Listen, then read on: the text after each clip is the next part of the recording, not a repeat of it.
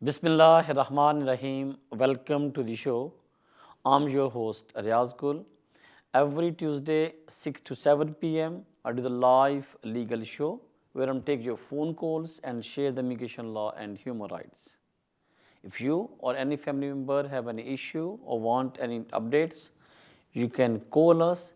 In case your matter is pending with the Home Office, court, or you want a detailed advice, then I request you, please either you can email me or you can visit our office, then we will be in a better position to give the advice after going through all the paperwork. Before we start the program, I just would like to be share some just brief.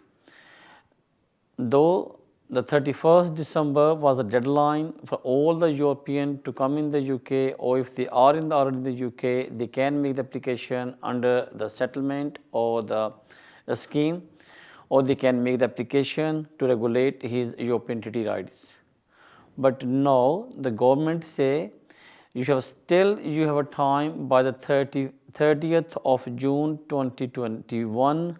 You have a further 6 months to make the application if you are the European, live in the UK, or you register yourself under the settlement or the non-settlement schemes, then you still have a right to make the application within a country, or you can sponsor any immediate family member from the abroad. But it was now the restriction is you only can apply your immediate family. Husband can sponsor his wife, and wife can sponsor her husband. At the same time, you can sponsor your children, your parents, and your grandparents. But unfortunately, extended family member application is not anymore available. In very simple word में ये है कि जो European यहाँ पे अब आ गए हैं या रह रहे हैं और उन्हें अपने आप को सेटलमेंट स्कीम के अंदर रजिस्टर करवा लिया है, या उनकी एप्लीकेशन पेंडिंग है, जब उसके पास प्रूव होके आ जाएगी तो उनके पास राइट है कि वो सिर्फ अपनी इमीडिएट फैमिली को 30 जून तक अभी टाइम है कि वो अप्लाई कर सकते हैं. अगर उनकी फैमिली यूके के अंदर है तो उनके पास स्टिल राइट है कि वो लीव टू रिमेन अप्लाई करें as a dependent of the European. और अगर उनकी फैमिली यूके के अंदर नहीं है और फ़ॉरेन से उनकी एप्लीकेशन करना चाह रहे हैं, तो तब भी उनके पास राइट है कि वो 30 जून 2021 तक अपनी इमीडिएट फैमिली, जिसमें हस्बैंड अपनी वाइफ को, वाइफ अपने हस्बैंड को, या दोनों अपने बच्चों को, अपने पेरेंट्स को, और मैक्सिमम अपने ग्रैंड पेरेंट्स को बुला सकते हैं. जो एक एक्सटेंडेड फैमिली मेम्बर वाले ऑप्शन थी वो अनफॉर्चुनेटली स्टॉप हुई है. अब दूसरी बात ये है कि अनफॉर्चुनेटली जब ये थर्ड अभी लॉकडाउन यस्टरडे अनाउंस हुआ है, स्टिल वो लोग जो लीव टू रिमेन अप्लाई करना चाह रहे हैं और वो 10 ईयर्स रूट के अंदर हैं, उनके पास राइट है कि अगर उनके एप्लीकेशन करनी हो, फाइनेंशियल हालात अच्छे नहीं हैं या उनकी पोजीशन फाइनेंशियली वीक हो गई है, तो उनके पास राइट है कि वो फ़ी वेवर की एप्लीकेशन करें ताकि होम ऑफिस की और एनएचएस की जो फ़ीस है उससे उनको एग्जम्पशन मिल जाए और फिर वो अपनी मेन एप्लीकेशन कर सकते हैं. थर्डली ये था कि वो लोग जो यहाँ पे लिमिटेड लीव टू रिमेन पे हैं, वेदर वो 5 साल की है, 10 साल की बेस पे थी कि 7 साल के बच्चों की बेस पे थी, 10 साल की मिली, या उनको लॉन्ग रेजिडेंसी के बेस पे मिली, या बेशक उनको असाइलम की बेस पे मिली, अगर किसी भी बंदे को फर्दर लीव टू मेन जो अंडर 10 ईयर्स रूट के ऊपर वीज़ा ग्रांट हुआ है, ही और she still have a right to make the application to get the public funds. लो ये था कि जो लोग यहाँ पे लिमिटेड लीव पे होंगे उनके पास पब्लिक फंड अलाउ नहीं थे, उनके कार्ड पे लिखा था अलाउ नहीं है, लेटर पे क्लियर लिखा था कि eligible to make any claim for the public funds, but due to unfortunate circumstances, उसको बोलते हैं change of circumstances applications allowed to the public fund, आपको एप्लीकेशन करना होगी, हालात जो आपके हैं फाइनेंशियल वो एक्सप्लेन करने होंगे, और आपको गवर्नमेंट की तरफ से, होम ऑफिस की तरफ से आपको एक नया कार्ड बन के आएगा, लेटर होगा जिस पे लिखा होगा कि you are eligible to claim the public fund subject to आपके फाइनेंशियल सर्कमस्टांसिस. तो आप अपना फिर काउंसलर में जाके दिखाने के बाद आप क्लेम कर सकते हो. अब सवाल ये पैदा होता है कि ये कौन से लोग अप्लाई कर सकते हैं। जो लोग 5 साल के स्पाउस वीज़े के ऊपर हैं, मैं उनको शायद एडवाइस नहीं करता। उसका प्रॉब्लम ये बनेगा कि जब वो ये बेनिफिट क्लेम करेंगे या पब्लिक फ़ंड पे जाएंगे या फ़ीस वेवर पे जाएंगे इवन, तो तीनों सूरतों में उनके लिए फिर वो 5 साल के बजाय 10 साल के रूट पे डाल दिया जाएगा। ये एप्लीकेशन मोस्ट लाइकली सूटेबल है those people who live in the UK under the 10 years route और उनको पब्लिक फंड अलाउ नहीं थे और उनको 2.5 साल की लीव मिल रही थी।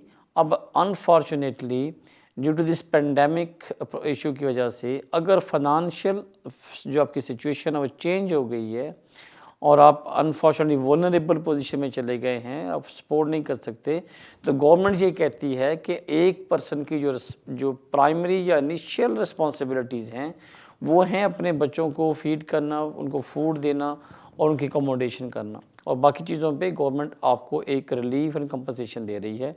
उसकी मद में ये तीनों चीज़ें काउंट हो रही हैं कि अगर आपके पास पब्लिक फ़ंड अलाउ नहीं थे तो वो अप्लाई कर लें, एक्सटेंशन की आपका टाइम है तो आप उसकी फ़ीवर की अप्लाई कर लें। लेकिन ये आइडियली जो लोगों को अंडर द ह्यूमन राइट्स या डिस्कशन लीव 10 साल की लीव के बेस पे 2.5 साल के वीज़े मिले हैं उनके लिए ज़्यादा सूट करता है। इसी तरीके से जो थर्ड बात कर रहे थे यूरोपियन के लिए कि उनके पास 30 जून तक टाइम है अगर वो यहाँ पे एप्लीकेशन करना चाहें, और या जिन लोगों ने यहाँ पे आके अप्लाई किया है और वो अपनी फैमिली को बुलाना चाहते हैं फ़ौरन से, वो भी उनके पास राइट है। लेकिन एक्सटेंडेड फैमिली मेम्बर की जो ऑप्शन थी वो अनफॉर्चुनेटली अब फर्दर अवेलेबल नहीं है, लेकिन आप अपने पार्टनर्स को, चिल्ड्रंस को और अपनी इमीडिएट फैमिली पेरेंट्स को बुला सकते हैं। तो लेते हैं आज की फ़र्स्ट कॉल। जी फरमाइए। अस्सलाम वालेकुम सर। वालेकुम अस्सलाम जी।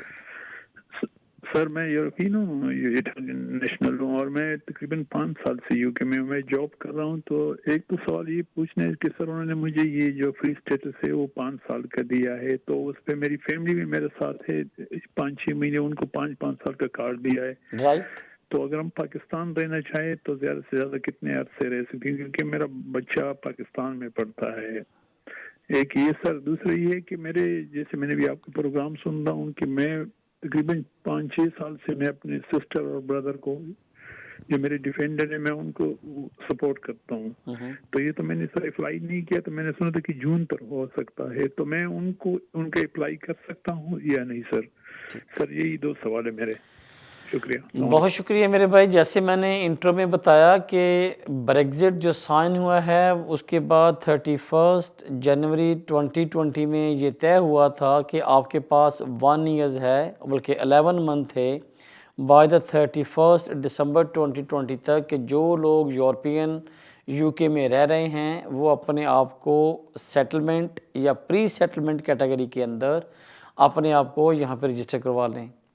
अगर उनके यहाँ पे चिल्ड्रन रह रहे हैं या उसकी फैमिली रह रही है या उनके एक्सटेंडेड फैमिली मेम्बर हैं, तो इन तमाम लोगों के लिए ये जो 11 मंथ का वो ग्रेस टाइम था।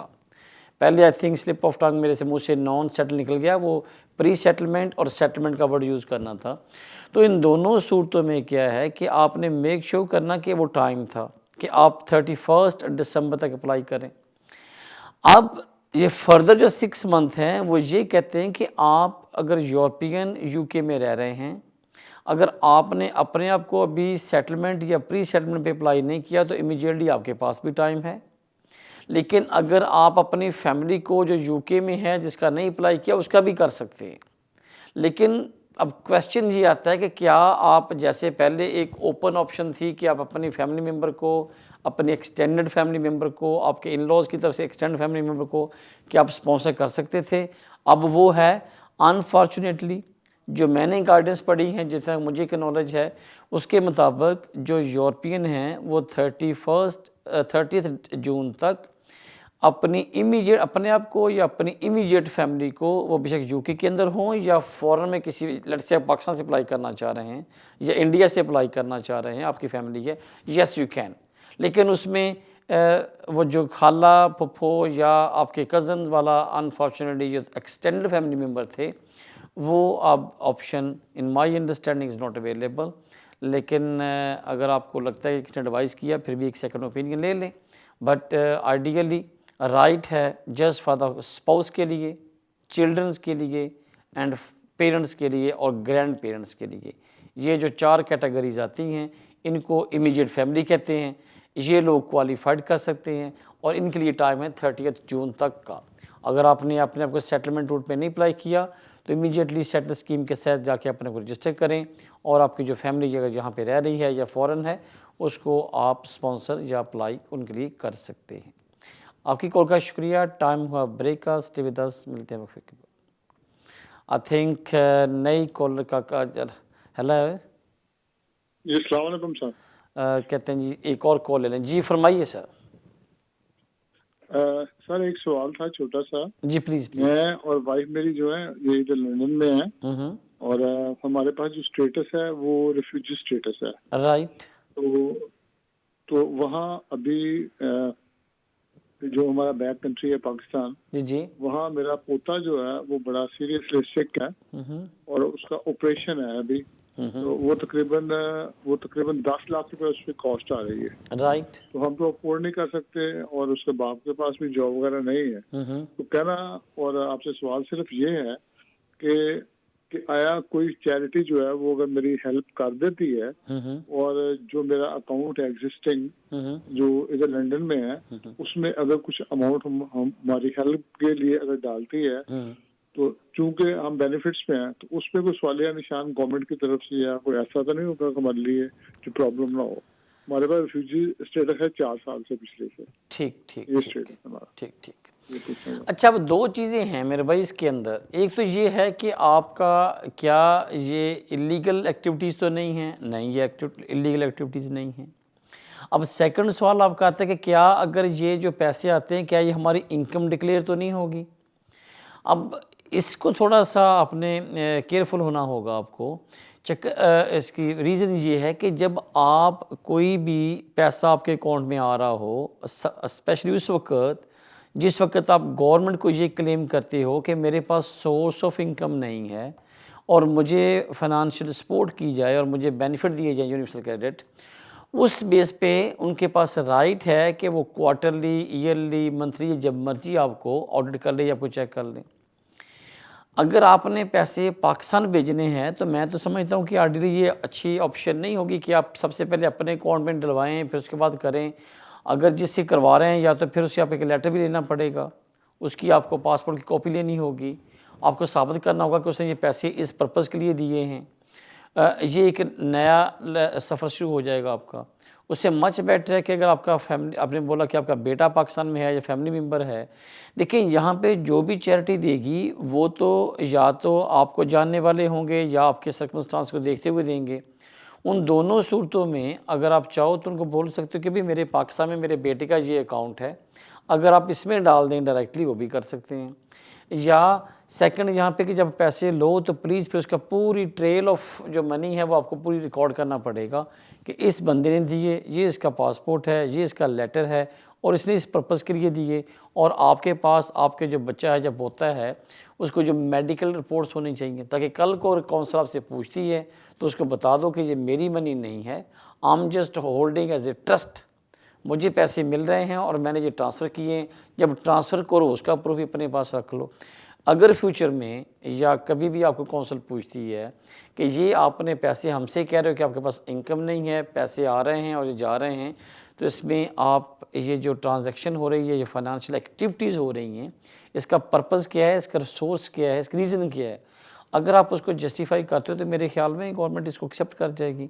अनफॉर्चुनेटली मुझे अफसोस हुआ सुन के कि वो ठीक नहीं है आपका ग्रैंडसन, अल्लाह उसको सेहत दे, हमारी दुआएं हैं।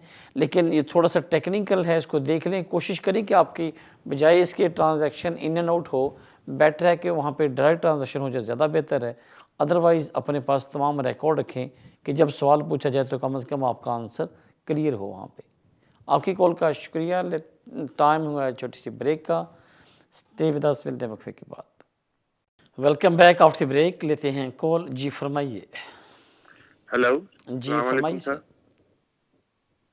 हेलो। अस्सलाम वालेकुम सर। जी वालेकुम अस्सलाम।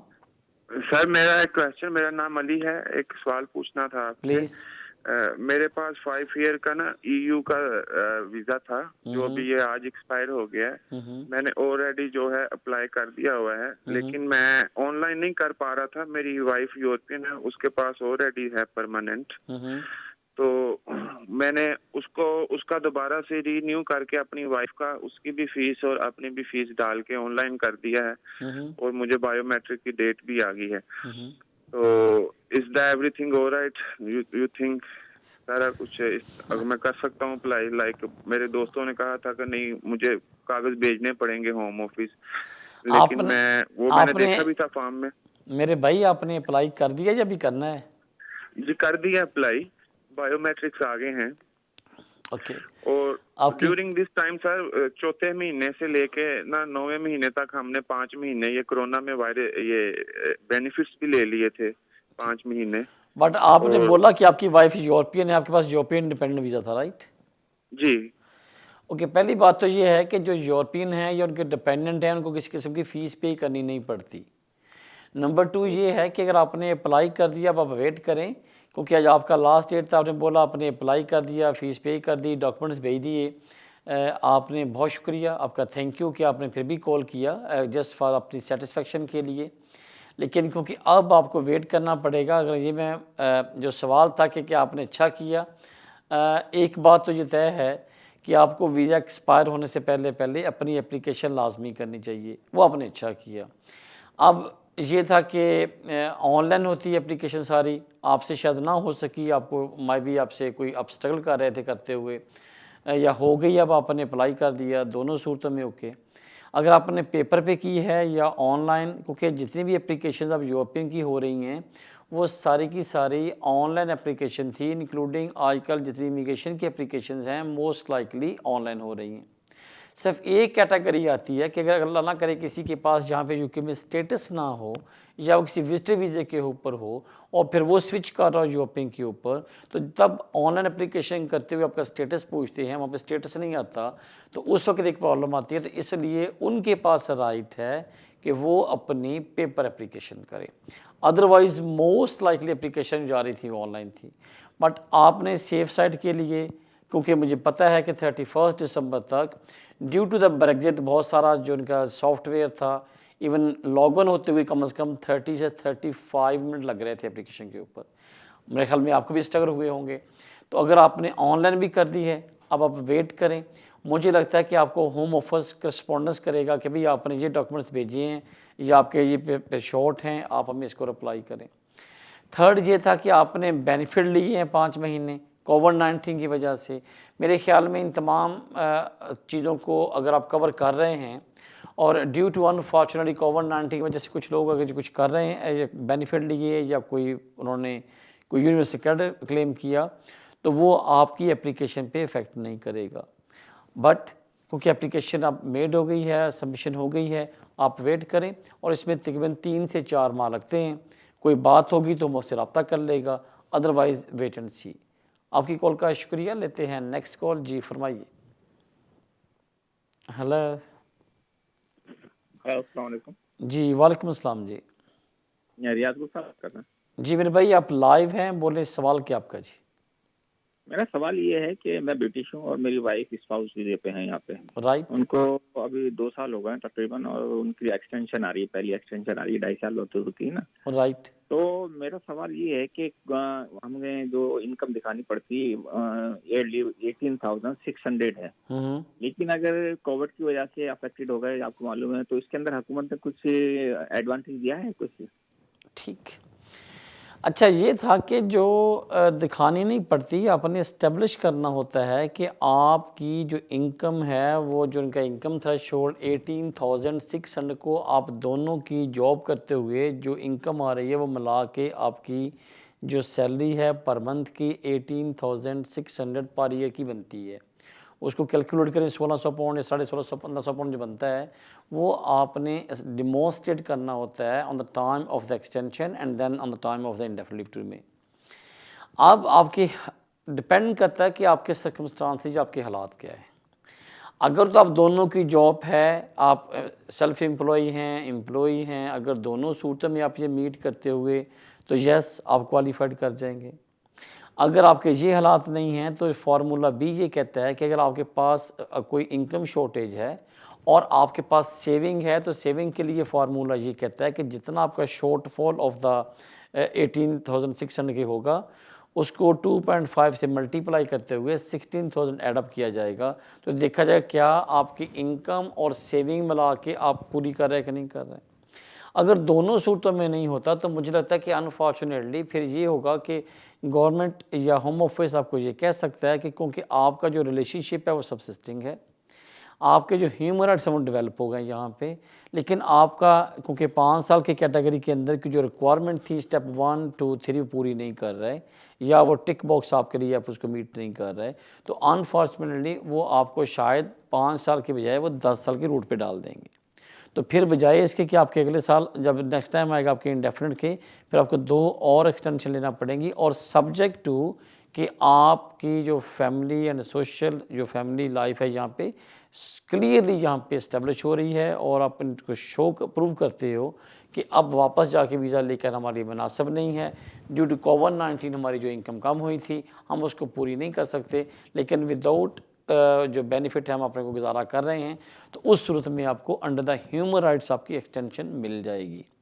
आप देख लें क्या इनकम पूरी हो रही है, क्या सेविंग को मिला के मीट कर सकते हैं, या ना हो तो फिर थर्ड जो होगी वो आपकी जो ह्यूमन राइट्स के अंदर एप्लीकेशन कंसिडर करनी पड़ेगी। आपकी कॉल का शुक्रिया। लेते हैं नेक्स्ट कॉल। जी फरमाइए। अस्सलाम वालेकुम। वालेकुम अस्सलाम। जी जी, मेरा नाम नसीम हुसैन है और मैं योग से बात कर रही हूँ। जी मैडम फरमाइए। मेरे पास सिटीजनशिप है यहाँ की और पासपोर्ट भी है यूके का, और मेरी 2011 में मैं यहाँ पे आई थी।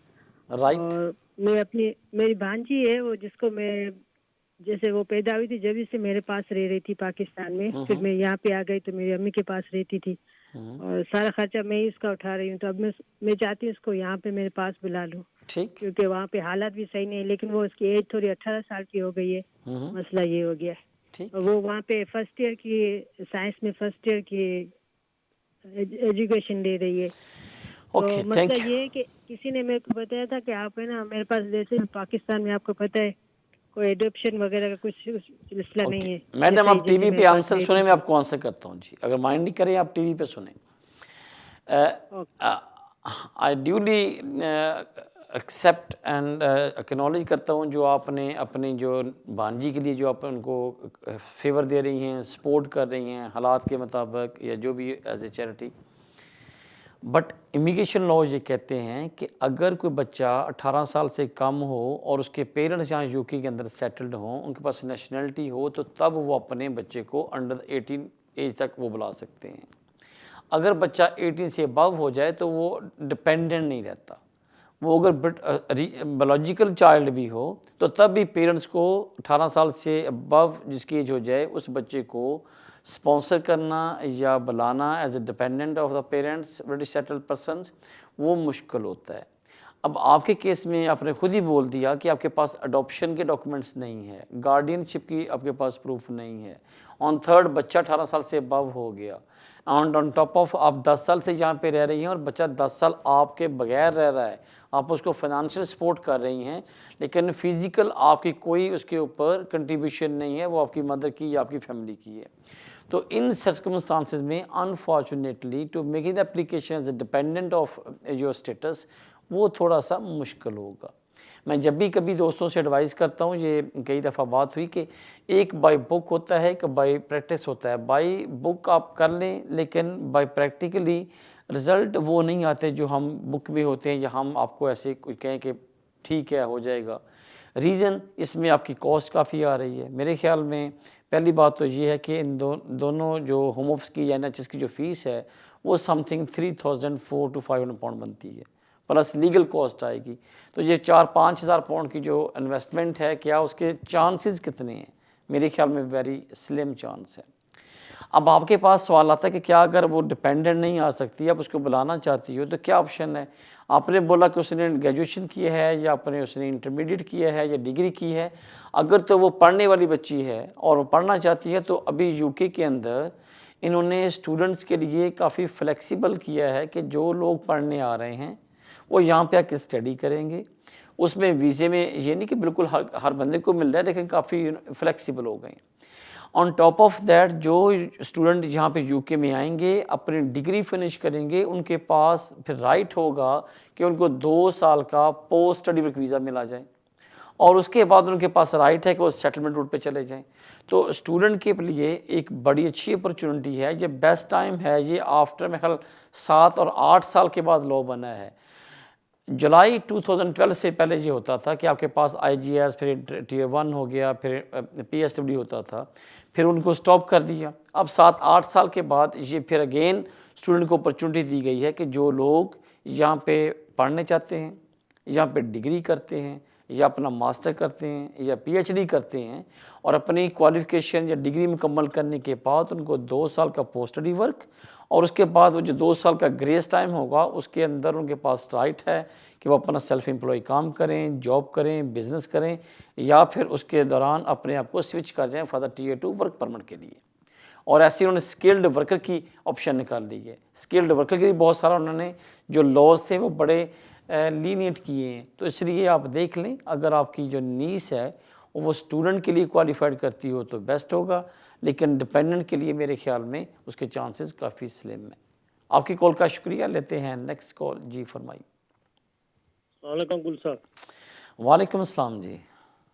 गुल भाई, मेरा सवाल ये है कि मैंने असाइलम किया था, लेकिन असाइलम नहीं हुआ था, लेकिन 2012 में होम ऑफिस ने मुझे कहा कि हम आपको लीव टू रिमेन कर रहे हैं जनवरी। ठीक। तो उन्होंने मुझे 2015 में 3 ईयर की लीव दे दी। राइट।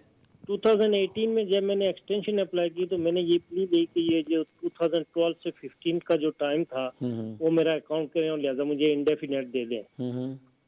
तो उन्होंने 1 साल मेरी एप्लीकेशन पेंडिंग रख के मुझे इंडेफिनेट दे दी। राइट। हम जो 2012 और 2015 का जो टाइम था वो हम एक्सेप्ट कर रहे हैं। मेरा सवाल ये है सर कि उस हिसाब से जनवरी में मेरे इस महीने के आखिर तक मेरे 10 ईयर हो रहे हैं, क्या मैं नेशनलिटी अप्लाई कर सकता हूँ? ये जरा मुझे बता दें प्लीज। और 2012 से पहले आपके पास वीज़ा कौन सा था? मेरे पास वीज़ा नहीं था, जो है ना मैंने असाइल किया हुआ था। ठीक, असाइलम किया हुआ था। अच्छा, अब ये 2 चीज़ें हैं मेरे भाई जो मेरे ख्याल आपको अंडरस्टैंड करनी पड़ेंगी।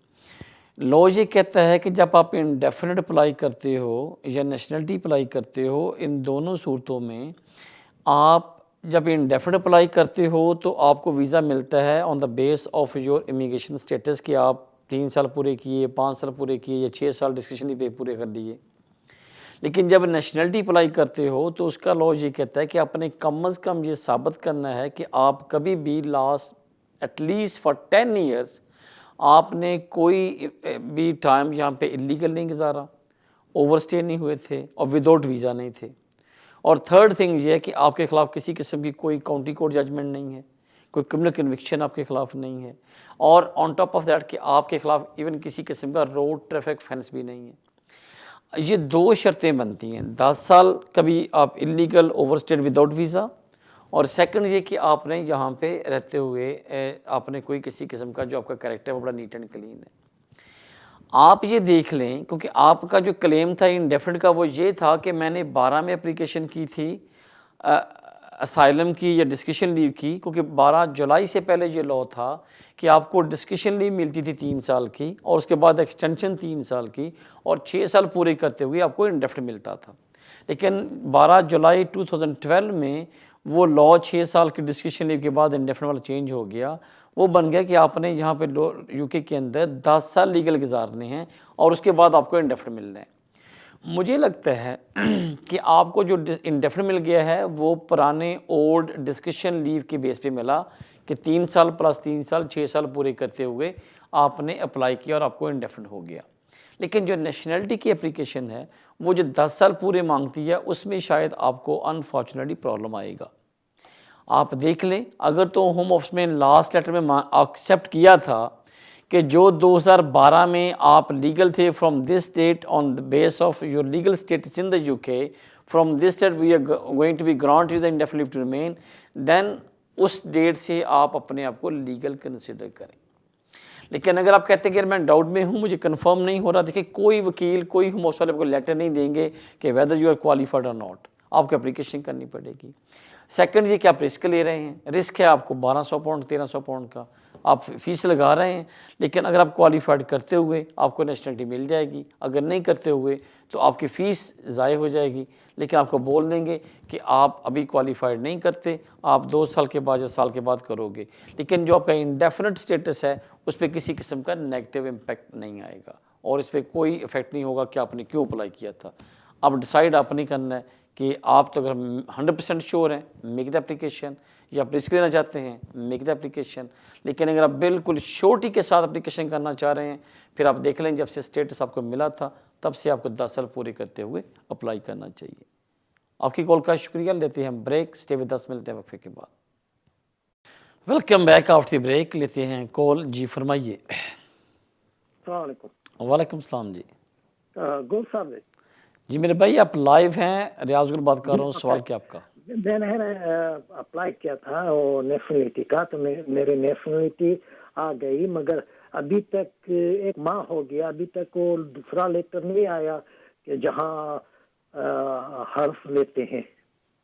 ओके जी, तो मैं आपसे जरा मशवरा करना कि कितना टाइम लगता है। तो उनको लेटर आपको आ गया कि आपकी नेशनलिटी ग्रांट हो गई है?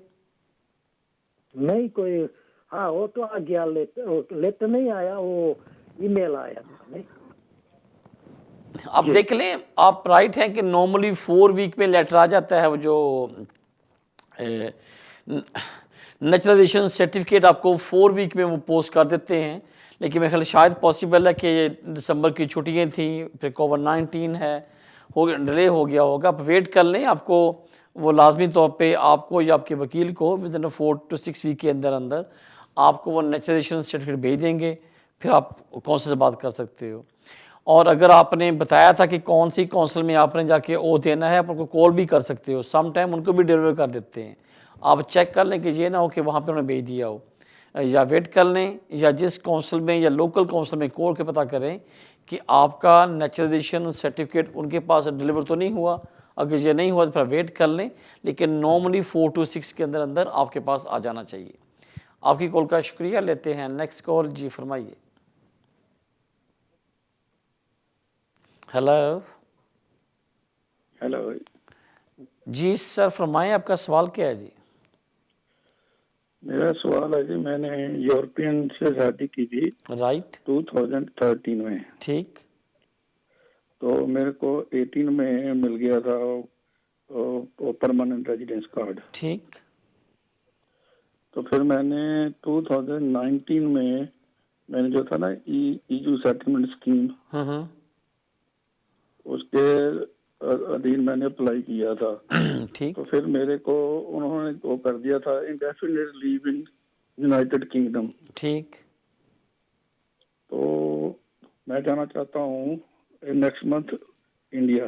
तो मैं ये पूछना चाहता हूँ कि जब वापस आने के लिए तो क्या जो वो देखेंगे, वो जो रेफरेंस नंबर पूछेंगे, क्या है इसका प्रोसीजर? अब आपने अपनी सेटलमेंट स्कीम पे के तहत अप्लाई कर दिया कि नहीं किया अभी तक? वो मेरे को आ गई थी ना, उनका मिल गया था मेरे को। ठीक, और अगर आपके पास वीज़ा है और आपको सेटलमेंट स्कीम के तहत आपको कंफर्मेशन हो गई है तो फिर ठीक है, कोई प्रॉब्लम नहीं।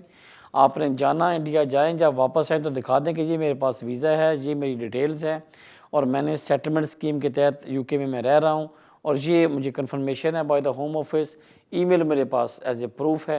आपको कोई प्रॉब्लम नहीं होगा। आपकी कॉल का शुक्रिया, लेते हैं नेक्स्ट कॉल। जी फरमाइए। अस्सलाम वालेकुम रियाज साहब। वालेकुम अस्सलाम भाई, कैसे हैं आप? रियाज भाई एक छोटा सा सवाल है यार, मैंने ट्रैवल डॉक्यूमेंट अप्लाई किए थे 6 महीने हो गए, जुलाई के शुरू में। राइट।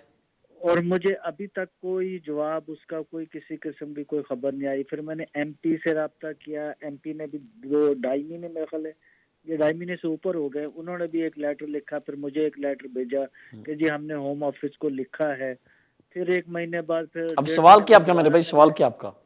तो सवाल ये है कि इसका मेरे पास क्या ऑप्शन है कि मैं कैसे अप्रोच करूं कि भाई 6 महीने से ऊपर हो गए हैं और कोई मेरे से रब्ता नहीं। आप बिल्कुल ठीक कह रहे हैं। जो ट्रैवल डॉक्यूमेंट्स है वो नॉर्मली 8 वीक से 12 वीक के अंदर अंदर बन जाता है जी। ये वेरी कॉमन प्रैक्टिस है।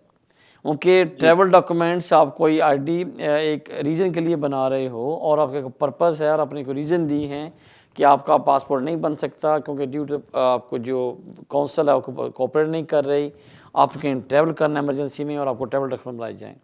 लेकिन आपने बोला कि जैसे एमपी को आपने रिक्वेस्ट की है उससे भी लेटर भेजा। अगर आप अप्लाई करते हो बाय योर सेल्फ या बाय सोलिसिटर, अगर अच्छा रिस्पॉन्ड नहीं आता तो फिर सेकंड ऑप्शन हमारे पास होती है कि हम एमपी को बोल लें कि ताकि वो अगर उन पर प्रेशर डालती है तो कम से कम एक और स्पीड अप हो सकती है। अगर एमपी के लेटर के बाद भी डिसीजन नहीं आ रहा तो फिर आपके पास थर्ड ऑप्शन बचती है, आप कोर्ट में चले जाएँ। मेरे ख्याल में अब डिसाइड कर लें कि कितना आपका ट्रैवल करना बड़ा इमरजेंसी है या इम्पोर्टेंट है कि वो बॉदर नहीं कर रहा है, तो आप कोर्ट में जाके बताएं कि भाई मैं एप्लीकेशन लेटर भेज दें उनको कि मैंने अप्लाई किया, ये मेरे जाने की रीज़न है, अगर मैं नहीं जाऊंगा तो it will be have loss a lot, लेकिन इसके बावजूद होम ऑफिस कंसिडर नहीं कर रहा तो फिर तो कोर्ट में चले जाएं। लेकिन अगर कोई ऐसी चीज़ है कि आप उसको रीज़न जाने को डिले कर सकते हो, अब आप पे डिपेंड करता है। लेकिन 3 ही ऑप्शंस हैं, खुद ट्राई करें वरना एमपी से रिक्वेस्ट करें, थर्ड है कि कोर्ट में चले जाएं कि भाई बताएं आप हमें क्यों नहीं इशू कर रहे, रीज़न दो या डिसीजन दो। सो दिस इज़ फाइनल एक सोल्यूशन बनता हमारे पास। आपकी कॉल का शुक्रिया, लेते हैं नेक्स्ट कॉल। जी फरमाइए। जी अस्सलाम वालेकुम। वालेकुम अस्सलाम। जी जनाब मैं ब्रिटिश सिटीज़न हूँ यहाँ पर और मेरी फैमिली 5 ईयर रूट पर इधर आई हुई है और अब मैंने उनका इंडेफिनेट अप्लाई करना है अप्रैल में। मुझे पहला क्वेश्चन ये है कि जब पहली एक्सटेंशन हुई थी तो उससे पहले मैंने अपनी बेस के ऊपर अपने एक चाइल्ड बेनिफिट ले रहा था और उस बेनिफिट का मैंने लेटर भी लगाया था तो एक्सटेंशन हो गई थी। उसकी अब जब इंडेफिनेट अप्लाई करना है और मैं अभी भी वो मेरी बेटी ये लेवल्स कर रही है और वो मुझे 80 पाउंड आते हैं चाइल्ड बेनिफिट के। क्वेश्चन ये है कि आया इंडेफिनेट में ये कोई प्रॉब्लम तो नहीं बनेगी? नहीं, कोई नहीं। जो चाइल्ड बेनिफिट हैं वो आप ले रहे हो या वाइफ आपके स्पाउस वीज़े पे है, बच्चे का जो चाइल्ड बेनिफिट है वो बच्चे के लिए मिलता है, उसका पेरेंट्स से कोई तल्लक नहीं होता। कोई लोग जो 5 साल की कैटेगरी के अंदर इंडेफिनेट अप्लाई करने जाते हैं तो उस पर उसका किसी किस्म का कोई इफ़ेक्ट नहीं होता। जो 5 साल के बाद इंडेफिनेट अप्लाई करते हैं उसका इफेक्ट होता है अगर आप यूनिवर्सल क्रेडिट ले रहे हो या कोई और किसी किस्म की इनकम ले रहे हो। लेकिन चाइल्ड जो आपका सवाल था, जस्ट आंसर द क्वेश्चन, आपकी इंडेफिनेट की एप्लीकेशन पे इफेक्ट नहीं होगा अगर आपने चाइल्ड बेनिफिट लिया था और इवन आज अगर ले रहे हो तो तब भी आप पे कोई इफेक्ट नहीं होगा। आपकी कॉल का शुक्रिया, लेते हैं नेक्स्ट कॉल। जी फरमाइए। हेलो जी फरमाइए मैडम। हाँ जी नमस्ते सर। मेरे 2 क्वेश्चन थे। पहला तो ये था कि मैंने वीजा एक्सटेंशन के लिए अप्लाई किया था और 11 जनवरी को मेरे फिंगरप्रिंट्स हैं, तो ये पूछना था जो मतलब सेंटर हैं जे वो खुले होंगे या फिर लॉकडाउन के कारण बंद तो नहीं होंगे? और दूसरा सवाल हाँ जी मेरा ये था कि मैंने अक्टूबर में स्पाउस वीजे के लिए अप्लाई किया था वीजा एक्सटेंशन के लिए और मतलब अब फिंगरप्रिंट्स 11 को है और मतलब इसके बाद कितना टाइम होता है, कितने प्रोसेसिंग टाइम होता है? थैंक यू आंसर सुने। काफ़ी लोग कॉल वेटिंग पे है, मैं चाहता हूँ काफ़ी सारी कॉल ले सकें। पहला सवाल, सेंटर खुले हैं, लॉग इन हों, रिक्वेस्ट करें और आपको अपॉइंटमेंट मिल जानी चाहिए। ट्राई करते रहें क्योंकि रश था अक्टूबर दिसंबर तक, लेकिन आजकल देखा है हमने मेरे ऑफिस में भी हो रही हैं तो अपॉइंटमेंट मिल रही हैं, आप बुक करवाएं। नंबर 2, आपने अक्टूबर में अप्लाई किया था, फिंगरप्रिंट होंगे तो आपकी फ़ाइल के ऊपर प्रोसेस स्टार्ट होगा। नॉर्मली एप्लीकेशन 3 से 4 माह में हो रही है, लेकिन होम ऑफिस की पॉलिसी 6 माह है, पर 6 माह के अंदर आपकी एप्लीकेशन 90% चांस है कि वो उसको कम से कम कंसिडर कर लेंगे और डिसीजन दे देंगे। आपकी कॉल का शुक्रिया, लेते हैं नेक्स्ट कॉल। जी फरमाइए। हाँ जी सर जी, क्या हाल है जी? जी ठीक, आप सवाल पूछें, काफ़ी लोग लाइन पे हैं, सबके आंसर करने प्लीज। ठीक है। सवाल ये है जी, जिदा ना मेरी वाइफ को ब्रिटिश पासपोर्ट है जिदा राइट ਤੇ ਮੇਰੇ ਨਾ ਮਮ ਡੈਡੀ ਦੀ ਡੈਥ ਹੋਈ ਆ ਤੇ ਮਮ ਜਿੱਦਾਂ ਓਵਰ 65 ਆ ਉਹ ਨਾ ਹੁਣ ਇਸ ਟਾਈਮ ਇੱਥੇ ਆ, ਵਿਜ਼ਟਰ ਵੀਜ਼ਾ ਉਹਨਾਂ ਕੋਲ ਹੈਗਾ ਜਿੱਦਾਂ 2 ਸਾਲ ਦਾ ਤੇ ਹੁਣ ਜਿੱਦਾਂ ਉਹਨਾਂ ਨੂੰ ਪ੍ਰੋਬਲਮ ਜਿੱਦਾਂ ਕਾਫੀ ਆ ਜਿੱਦਾਂ ਤੇ ਅਸੀਂ ਸੋਚਦੇ ਸੀ ਵੀ ਜੇ ਕੋਵਿਡ ਦਾ ਕਰਕੇ ਵੀ ਆਪਾਂ ਨੂੰ ਕਿਸੇ ਤਰ੍ਹਾਂ ਡਿਪੈਂਡੈਂਟ ਰੱਖ ਸਕਦੇ ਆ, ਜੇ ਆਪਾਂ ਕੇਸ ਲਾਉਣੇ ਉਹਦੇ ਕੀ ਚਾਂਸਸ ਆ, ਕਿੱਦਾਂ ਲਾ ਸਕਦੇ ਆ ਤੇ ਕਿੰਨਾ ਟਾਈਮ ਲਾਉਂਦੇ, ਸਾਰਾ ਮੈਨੂੰ ਦੱਸੋਗੇ ਤੇ ਜੇ ਆਪਾਂ ਅੱਛਾ ਜਿਹੜਾ ਤੁਹਾਡਾ ਸਵਾਲ ਆ ਕਿ ਜਿਹੜੇ ਬੰਦੇ ਇੱਥੇ ਯੂਕੇ ਦੇ ਅੰਦਰ ਬ੍ਰਿਟਿਸ਼ ਸਿਟੀਜ਼ਨ ਆ ਜਾਂ ਉਹਨਾਂ ਦੇ ਨਾਲ ਸਪਾਊਸ ਵੀ ਇੱਥੇ ਰਹਿਣ ਰਹੇ ਆ ਔਰ ਅਗਰ ਉਹ ਆਪਣੇ ਏਲਡਰ ਪੇਰੈਂਟਸ ਨੂੰ as a elder dependent visa apply ਕਰਨਾ ਚਾਹੁੰਦੇ ਆ ਤੇ ਉਹਨਾਂ ਵਾਸਤੇ ਸਭ ਤੋਂ ਮੇਨ ਚੀਜ਼ ਇਹ ਹੈ ਕਿ ਕ੍ਰਾਈਟੇਰੀਆ ਥੋੜ੍ਹਾ ਜਿਹਾ ਟਫ ਆ, ਬਟ ਯੈਸ ਬਾਈ ਲਾਅ ਤੁਸੀਂ ਅਪਲਾਈ ਕਰ ਸਕਦੇ ਆ। ਉਹਨਾਂ ਵਾਸਤੇ ਸਾਬਤ ਤੁਹਾਨੂੰ ਇਹ ਕਰਨਾ ਪਏਗਾ ਕਿ ਜਿਹੜੀ ਤੁਹਾਡੀ ਮਦਰ ਆ ਉਹ ਫਿਜ਼ੀਕਲੀ ਐਂਡ ਫਾਈਨੈਂਸ਼ਲੀ ਤੁਹਾਡੇ 'ਤੇ ਇੰਟਾਇਰਲੀ ਐਂਡ ਸੋਲੀ ਡਿਪੈਂਡੈਂਟ ਆ, ਔਰ ਉਹਨਾਂ ਨੂੰ ਲੁੱਕ ਆਫਟਰ ਕਰਨ ਵਾਲਾ ਤੁਹਾਡੇ ਆਪਣੇ ਕੰਟਰੀ ਦੇ ਵਿੱਚ ਕੋਈ ਤੁਹਾਡਾ ਸਕਾ ਭੈਣ ਭਾਈ ਜਾਂ ਉਹਨਾਂ ਦਾ ਤੁਹਾਡੀ ਮਦਰ ਦਾ ਕੋਈ ਬੱਚਾ ਜਿਹੜਾ ਉੱਥੇ ਬਾਇਓਲੋਜੀਕਲ ਚਾਈਲਡ ਉੱਥੇ ਹੋਮ ਕੰਟਰੀ 'ਚ ਨਹੀਂ ਰਹਿ ਰਿਹਾ, ਔਰ ਉਹ ਇੰਨੇ ਵੀਕ ਆ ਕਿ ਉਹਨਾਂ ਨੂੰ ਆਪਣੇ ਡੇਲੀ ਯੂਜ਼ ਦੀਆਂ ਚੀਜ਼ਾਂ ਵਾਸਤੇ ਵੀ ਡਿਪੈਂਡੈਂਸੀ ਪੈਂਦੀ ਆ। ਇਹ ਤਾਂ ਫਸਟ ਦਾ ਪ੍ਰਿੰਸੀਪਲ ਆ। ਸੈਕਿੰਡ ਇਹ ਹੈ ਕਿ ਤੁਹਾਡੇ ਹਾਲਾਤ ਦੇਖੇ ਜਾਣਗੇ ਵੀ ਕਿਆ ਤੁਸੀਂ ਫਾਈਨੈਂਸ਼ੀਅਲੀ ਇੰਨੇ ਵੈਲ ਆਫ ਹੋ ਕਿ ਤੁਸੀਂ ਬਗੈਰ ਗੌਰਮੈਂਟ ਦੇ ਜਾਂ ਬਗੈਰ ਯੂਨੀਵਰਸਿਟੀ ਕ੍ਰੈਡਿਟ ਤੋਂ ਜਾਂ ਕਿਸੇ ਬੈਨੀਫਿਟ ਤੋਂ, it means without recourse to the public fund you can maintain and accommodate your mother. Number 3 ਤੁਹਾਡੇ ਕੋਲ ਕਿਆ ਸਫੀਸ਼ੀਐਂਟ ਅਕੋਮੋਡੇਸ਼ਨ ਹੈਗੀ ਆ, ਔਰ ਨੰਬਰ ਲਾਸਟ ਜਿਹੜਾ ਕਿ ਕਿਆ ਇਹ ਵਾਪਸ ਜਾ ਕੇ ਉੱਥੇ ਰਹਿਣ ਲੱਗ ਪੈਣ ਅਤੇ ਤੁਸੀਂ ਉਹਨੂੰ ਫਾਈਨੈਂਸ਼ਲੀ ਸਪੋਰਟ ਕਰ ਲਓ, ਕਿਆ ਇਹ ਉੱਥੇ ਆਪਣਾ ਗੁਜ਼ਾਰਾ ਕਰ ਸਕਦੇ ਜਾਂ ਨਹੀਂ ਕਰ ਸਕਦੇ। ਅਗਰ ਤੁਸੀਂ ਸਮਝਦੇ ਹੋ ਪੈਸੇ ਭੇਜੀਏ ਵੀ ਉਹਦੇ ਬਾਵਜੂਦ ਇਹ ਆਪਣੇ ਆਪ ਨੂੰ ਉੱਥੇ ਇਹਨਾਂ ਦੀ ਲਾਈਫ ਵਾਸਤੇ ਬੜਾ ਮੁਸ਼ਕਿਲ ਹੋ ਜਾਏਗਾ, ਏਜ ਦੀ ਵਜ੍ਹਾ ਨਾਲ ਉਹਨਾਂ ਦੀ ਕੋਈ ਪ੍ਰੋਬਲਮ ਅਗਰ ਹੈਗੀ ਮੈਡੀਕਲ ਉਹਦੀ ਵਜ੍ਹਾ ਦੇ ਨਾਲ, ਜਾਂ ਉਹਨਾਂ ਦੇ ਕੋਈ ਹੋਰ ਮਸਾਇਲ ਆ, ਉਹ ਤਮਾਮ ਚੀਜ਼ਾਂ ਨੂੰ ਅਗਰ ਇਹ ਤੁਸੀਂ ਡੈਮੋਸਟਰੇਟ ਕਰਦੇ ਹੋ ਜਾਂ ਸਟੈਬਲਿਸ਼ ਕਰਦੇ ਹੋ ਔਰ ਫਿਰ ਹਮ ਉਸ ਨੂੰ ਆਪਣਾ ਕੇਸ ਪੁੱਟ ਕਰਦੇ ਹੋ ਤਾਂ ਤੁਹਾਡੇ ਕੋਲ ਦੋਨੋਂ ਹੀ ਰਾਈਟ ਆ। ਅਗਰ ਕੋਈ ਤੁਹਾਡੇ ਪੇਰੈਂਟਸ ਇੱਥੇ ਆਏ ਆ ਉਹ ਇੱਥੋਂ ਵੀ ਅਪਲਾਈ ਕਰ ਸਕਦੇ, ਜਾਂ ਅਗਰ ਉੱਥੋਂ ਅਪਲਾਈ ਕਰਨ ਤਾਂ ਉੱਥੋਂ ਵੀ ਕਰ ਸਕਦੇ। ਤੁਸੀਂ ਦੱਸਿਆ ਕਿ ਉਹ ਇੱਥੇ ਵਿਜ਼ਟਰ ਆਏ ਆ, ਯੈਸ ਉਹਨਾਂ ਦੇ ਕੋਲ ਰਾਈਟ ਆ ਜਾਂ ਤੁਹਾਡੇ ਕੋਲ ਰਾਈਟ ਆ ਕਿ ਉਹਦੀ ਐਪਲੀਕੇਸ਼ਨ ਕਰੋ, ਲੇਕਿਨ ਅਗਰ ਉਹ ਵਾਕਈ ਹੀ ਹਰ ਤਰੀਕੇ ਦੇ ਨਾਲ ਤੁਹਾਡੇ 'ਤੇ ਡਿਪੈਂਡੈਂਟ ਆ, ਬਟ ਅਗਰ ਉਹਨਾਂ ਦੇ ਕੋਲ ਕੋਈ ਆਪਸ਼ਨ ਆ ਕਿ ਤੁਹਾਡਾ ਭਾਈ ਜਾਂ ਤੁਹਾਡੀ ਸਿਸਟਰ ਕੋਈ ਉੱਥੇ ਬੰਦਾ ਉੱਥੇ ਤੁਹਾਡੇ ਹੋਮ ਕੰਟਰੀ 'ਚ ਉਹਨੂੰ ਲੁੱਕ ਆਫਟਰ ਕਰ ਸਕਦਾ, ਤੁਸੀਂ ਫਾਈਨੈਂਸ਼ਲੀ ਉਹਨੂੰ ਸਪੋਰਟ ਕਰ ਸਕਦੇ, ਤਾਂ ਫਿਰ ਸ਼ਾਇਦ ਹੋਮ ਆਫਿਸ ਇਹਨਾਂ ਨੂੰ ਰਿਫਿਊਜ਼ ਕਰ ਸਕਦਾ। ਇਹ ਡਿਪੈਂਡ ਅਪੋਨ ਕਿ ਤੁਹਾਡੇ ਸਰਕਮਸਟੈਂਸਿਸ ਕੀ ਆ। ਆਪਣੇ ਤਮਾਮ ਕਾਗਜ਼ ਲੈ ਕੇ ਕਿਸੇ ਵਕੀਲ ਨੂੰ ਦਿਖਾਓ ਔਰ ਉਸ ਤੋਂ ਬਾਅਦ ਉਹਨਾਂ ਨੂੰ ਡਿਸਾਈਡ ਕਰੋ, ਫਿਰ ਉਹ ਤੁਹਾਨੂੰ ਕੋਈ ਬਿਹਤਰ ਐਡਵਾਈਸ ਕਰ ਸਕਣਗੇ ਵੀ ਆਹ ਤੁਹਾਡੇ ਡਾਕੂਮੈਂਟਸ ਆ, ਔਰ on the base of your documents then I think he will be in a better position to give the proper advice. थोड़ी कॉल का शुक्रिया लेते हैं। नेक्स्ट कॉल जी फरमाइए। Hello sir, good evening. जी गुड इवनिंग सर। सर मैंने आपसे पूछना था कि मैं और मेरी वाइफ और मेरी डॉटर तीनों के पास इंडेफिनिट स्टे है, और मैं और मेरी वाइफ अप्लाई नहीं करना चाहते ब्रिटिश पासपोर्ट के लिए। नहीं करना चाह रहे? और सिर्फ मैं अपनी डॉटर के करना चाहता हूँ, और वो बिलो 18 है। क्या हम कर सकते हैं उसका अकेली का?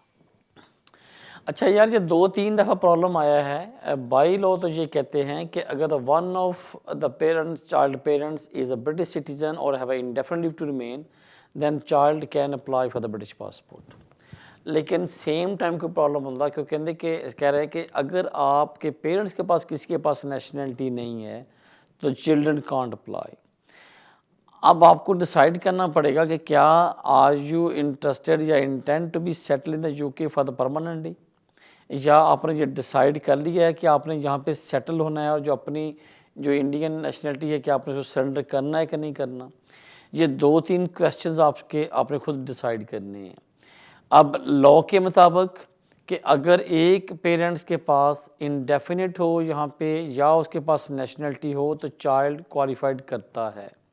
ऑन द सेम टाइम एक कंडीशन ये भी आती है कि अगर आपके कोई पेरेंट्स के पास नेशनलिटी नहीं है तो चिल्ड्रन के लिए वो सेकंड फर्दर क्वेश्चन पे जाते हैं, और उसके बाद जब फर्दर क्वेरीज आती हैं तो उसके बाद वो स्टॉप कर रहे हैं। ये एक्सपीरियंस हुआ है अनफॉर्चुनेटली।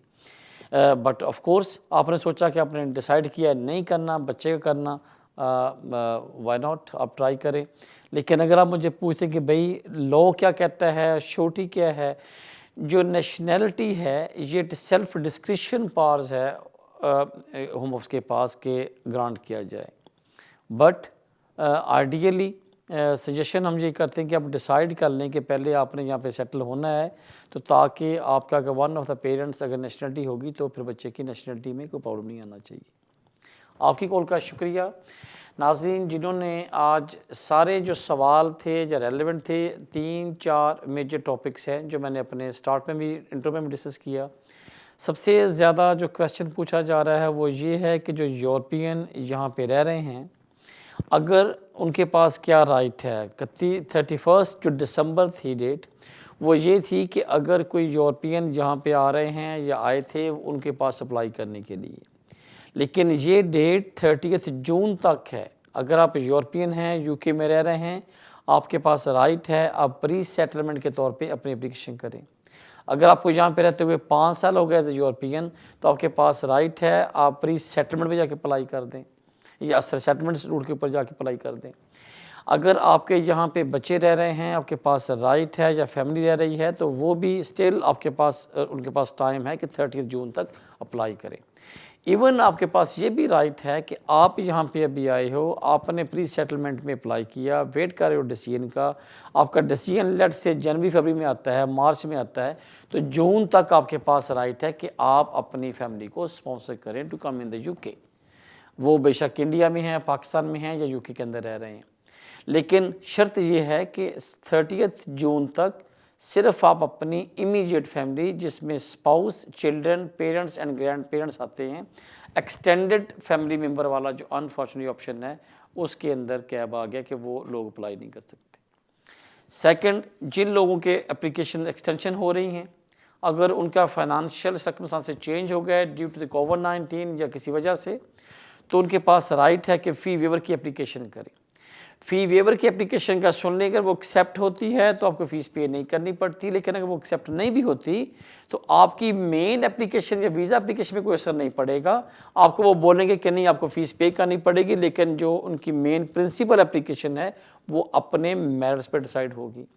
थर्ड, इसी तरीके से जो लोग यहाँ पे जिनके पास बेनिफिट अलाउ नहीं है, डिस्क्रिप्शन लीव उनके पास है, उनके पास राइट है कि वो अपने चेंज ऑफ सर्कमस्टांसेस की एप्लीकेशन करें और होम ऑफिस से परमिशन लेके उनको यहाँ पे बेनिफिट ग्रांट किए जाएं, फिर वो काउंसिल में अप्लाई करें।